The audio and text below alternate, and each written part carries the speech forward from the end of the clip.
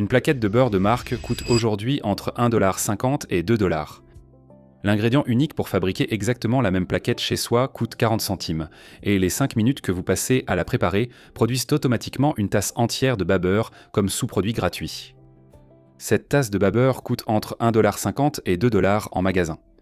Vous ne fabriquez pas un seul produit, vous en fabriquez 2 pour moins que le prix d'un seul.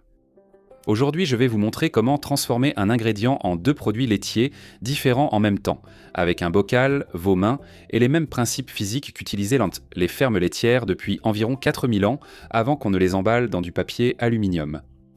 Je vais vous expliquer la méthode exacte, analyser pourquoi la crème se sépare de cette façon et vous montrer l'étape finale qui distingue un beurre qui se conserve 3 semaines d'un beurre qui devient rance en 5 jours. Et à la fin, il y a une variante sur 48 heures qui donne quelque chose dont le goût ne ressemble à rien de ce qu'on trouve en magasin. Le genre de beurre pour lequel les cuisines professionnelles de pâtisserie perdent un prix élevé. Le genre que les boutiques spécialisées vendent 10 $ la motte. Même pot, même 5 minutes. 48 heures sans rien faire, tandis que les bactéries assurent gratuitement un travail coûteux sur les arômes. Regardez la section sur le beurre composé. Une technique qui transforme cette base à 40 centimes en un produit à 4 à 6 $ en magasin, en 90 secondes. Ça fait 6 mois que je fais du beurre à la maison. La version emballée apparaît encore de temps en temps dans mon frigo, et à chaque fois que je l'utilise, je me rappelle exactement pourquoi j'ai arrêté de le prendre par défaut. Voici les principes physiques. Parce qu'une fois que tu as compris, tu ne peux plus ne pas le voir. La crème liquide entière est une émulsion de globules de graisse suspendus dans un liquide aqueux, chaque globule étant entouré d'une fine membrane protéique qui le maintient séparé de ses voisins. Cette membrane est la raison pour laquelle la crème s'écoule au lieu de s'agglutiner. Quand vous l'agitez, secouez, mixez ou barattez vigoureusement. Ces membranes se rompent, les globules de graisse entrent en collision et commencent à se lier entre eux. Ils se lient amas après amas, formant une masse, jusqu'à séparation totale de la graisse et de l'eau. La graisse solide est le beurre, le liquide clair restant est le babeur.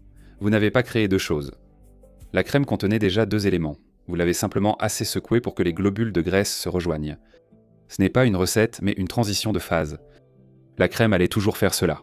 Il lui fallait juste assez de perturbations pour y arriver.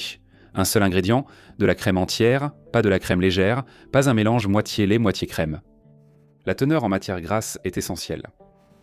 Versez-la dans un bocal en verre hermétique, ou utilisez un blender à vitesse élevée ou un batteur sur socle avec fouet. Secouer à la main prend 5 à 10 minutes d'effort. Un blender ou un batteur sur socle prend environ 90 secondes. C'est votre choix, selon que vous voulez faire de l'exercice ou obtenir un résultat. La méthode importe. Un blender à vitesse élevée y arrive le plus vite, mais peut éclabousser lors de la séparation. La crème se solidifie soudainement. Un batteur sur socle à vitesse moyenne élevée reste propre et permet d'observer les étapes. Dans un bocal à la main, ne le remplissez qu'à moitié environ. Trop de crème n'a pas assez de place pour bien se balloter, or ce mouvement brise les membranes. Secouez vigoureusement le bocal à moitié plein pour que le liquide prenne de l'élan à l'intérieur. Les étapes sont prévisibles et il faut les connaître, car les 2 premières semblent un échec. Première étape, la crème devient de la crème fouettée. Les globules de graisse emprisonnent l'air et structurent sans s'agglomérer. On a l'impression d'avancer, puis ça stagne, n'arrête pas. Deuxième étape. La crème fouettée redevient un liquide lourd et glissant, l'air parti. La matière grasse s'agglomère sans être encore totalement séparée. La plupart s'arrêtent ici, pensant qu'il y a eu un problème, et la mettent au réfrigérateur. Continuez. Troisième étape, une masse solide jaune pâle apparaît soudainement, posée dans un liquide blanc laiteux. Le beurre et le babeur arrivent en même temps. La transition de la deuxième à la troisième étape est rapide. Un coup sec, tout est liquide. Quelques secousses plus tard, c'est clairement séparé. Lorsque cela arrive, le bocal paraît brièvement chaotique. Masse jaune, liquide blanc qui clapote. Votre instinct vous dit que vous avez cassé quelque chose. Vous ne l'avez pas fait. C'est l'arrivée. La température régule la vitesse. La crème froide du réfrigérateur prend 10 minutes, mais laissée 5 minutes sur le comptoir, elle ne met que 5 minutes. Pas chaude. À température ambiante, oui, mais si elle est chaude, la matière grasse perd sa structure et tout le processus cale. 20 minutes hors du réfrigérateur, c'est l'objectif. Maintenant, le babeur. Ne le jetez pas, c'est du vrai babeur. Le liquide original libéré de la crème, pas la version épaisse et fermentée vendue en briques au magasin. Plus liquide et légèrement acidulé, il s'utilise de la même façon dans les pancakes, biscuits américains, pain à levure chimique, vinaigrette et comme marinade pour le poulet, où son acidité attendrit la viande sans l'agressivité que laissent les agrumes ou le vinaigre. Une tasse de la version commerciale coûte environ 75 centimes à 1 dollar. Un demi-litre de crème donne environ une demi à trois quarts de tasse de ce sous-produit pur. Cela ne coûte rien de plus parce que c'est issu de quelque chose que vous faisiez déjà. Calcul combiné, 40 centimes pour la plaquette de beurre, beurre offert contre 2 dollars pour le beurre seul et 2 à 3 dollars pour une brique séparée. Deux articles de la liste remplacés ensemble pour moins que le prix d'un seul. Si vous êtes toujours là, vous êtes exactement la personne pour qui cette chaîne a été créée. Un abonnement gratuit permet de continuer à recevoir ces vidéos, ça ne vous coûte rien et ça aide la chaîne bien plus que vous ne le pensez. Les membres ont également accès à une série de vidéos qui ne sont jamais rendues publiques. Plus de ce genre de calculs et d'explications sur les mécanismes derrière les choses du quotidien qui coûtent discrètement bien plus qu'elles ne le devraient. Lien ci-dessous, revenons au beurre. Après avoir égoutté le bas beurre, pressez le beurre contre la passoire pour extraire le liquide restant. Rincez-le sous l'eau froide en le pétrissant jusqu'à ce que l'eau devienne claire. On évoque rarement cette étape, pourtant c'est la plus essentielle pour la conservation. Le bas beurre restant fermente vite et rend le Laurence.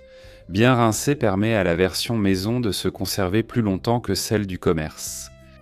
Le beurre industriel contient plus d'humidité à cause de sa fabrication, ce qui impacte sa conservation. Salez-le immédiatement après le rinçage. Un quart de cuillère à café de sel fin par plaquette, bien incorporé. Le sel fin se dissout uniformément dans la graisse.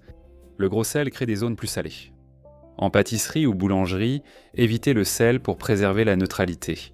Le beurre doux s'intègre mieux et ne masque pas les saveurs fines. Au réfrigérateur, dans un récipient hermétique, il se garde 3 semaines. Sur le comptoir, dans une beurrière en céramique avec réserve d'eau empêchant l'oxygène d'entrer, il se conserve à température ambiante 1 semaine environ.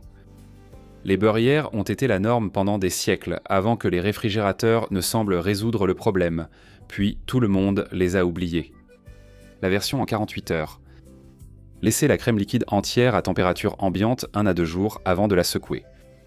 Les bactéries naturelles de la crème fermentent légèrement le lactose durant cette période. La crème épaissit. Elle développe une saveur lactée complexe et nuancée, une pointe d'acidité qui se cache derrière la richesse plutôt qu'au-dessus, ce que la crème nature n'a jamais. Ensuite, vous la secouez exactement de la même manière. Même étape, même 5 minutes. Vous obtenez du beurre fermenté, vendu 8 à 10 dollars le petit rouleau en boutique spécialisée. Le genre qui fait du panier de pain d'un vrai restaurant presque un plat à part entière. Les bactéries ont créé la saveur seule en 48 heures, pendant votre absence. Le beurre devient alors une base. Faites-le dorer lentement jusqu'à ce que les solides du lait deviennent dorés. C'est du beurre noisette, et cela apporte une profondeur de caramel aux notes de noisette qui change complètement la façon dont il agit sur les légumes, les pâtes, le poisson et les œufs. En mélangeant de l'ail rôti, du zeste de citron et des herbes, puis en formant un boudin, vous obtenez un beurre composé. Les supermarchés vendent ce beurre entre 4 et 6 dollars le petit rouleau. Ajoutez de la pâte d'anchois et vous créez discrètement la base de la moitié de l'umami de la cuisine de restaurant. Williams Sonoma vend une version miel et poivre noir concassée pour 8 dollars. La pâte de miso et le vinaigre de riz créent une saveur introuvable en supermarché, peu importe le prix. Le coût de base reste à 40 centimes par bâtonnet. La version emballée devient plus chère depuis 3 ans et rétrécit discrètement, tandis que le potentiel d'utilisation reste illimité. La version en pot leur prend 5 minutes, se divise en 2 produits en même temps, et les lois physiques derrière tout ça existent dans chaque cuisine depuis bien avant que quelqu'un n'ait construit un rayon produits laitiers pour nous la revendre. Essayez celle-ci ce week-end. Une pinte de crème, un pot, 5 minutes, et si ça trouve sa place dans votre routine, partagez-la avec quelqu'un qui achète encore la version emballée. À la prochaine.